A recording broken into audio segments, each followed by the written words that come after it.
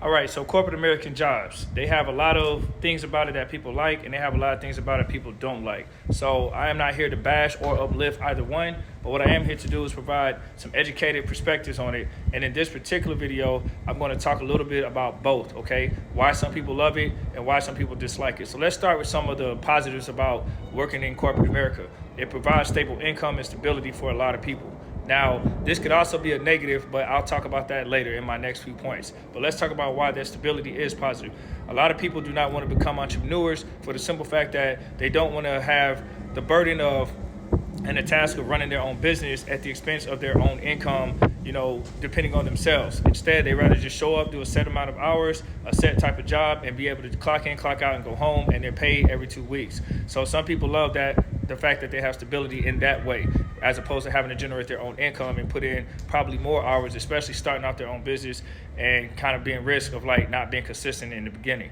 Another positive about it from people is that they love to have the insurance, okay? So they have insurance coverage and protection for their families, and it doesn't come as much as a cost, to their pockets up front. Instead, they can just have a deductible that they pay, whatever they select on their insurance options, and the company will provide them coverage for their family or anything that happens to the carrier holder.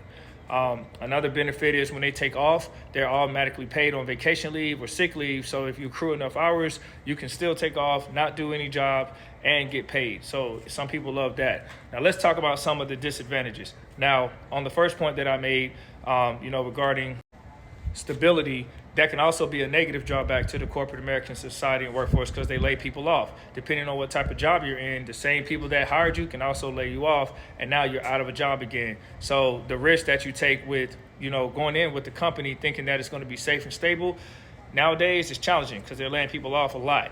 Another drawback is the pay grades. They have you in a pay grade, so the morale over years of grind of working, knowing that you'll never exceed that pay grade, no matter how much effort you put into that organization, you start to become kind of complacent, and your values start to modify, because now you're working every day and feeling undervalued, overworked, and underappreciated, which is many typical employees in corporate America today.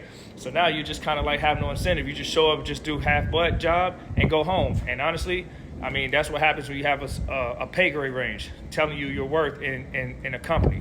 Another drawback is the fact that you have vacation leave, which I mentioned earlier was a positive, but it can also be a negative depending on your situation. So if you don't have enough accrued leave and then you have to ask for time off on top of that, now you're not even, sometimes you get denied your vacation.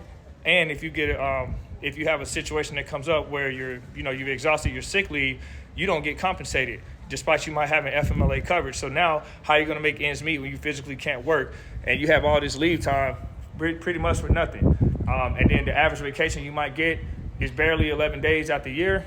Some people who have their own business can vacation whenever they want, so you don't have to ask for permission. So that can be a drawback for a lot of people. So in conclusion, I'm not going to sit here and tell people to not work a corporate job, because I believe that there are some people who benefit off of it, especially if you're a doctor or engineer, or if you might be in the field of construction, or working for a company that has utilities, things like that. I've seen some people do very well, but then I've seen a lot of other people who are affected by the negative points that I made. So it really comes down to what you value. So just make sure whatever you do, you are happy and that you are taking care of yourself.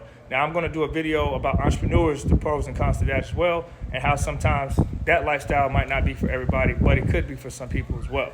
All right, many blessings.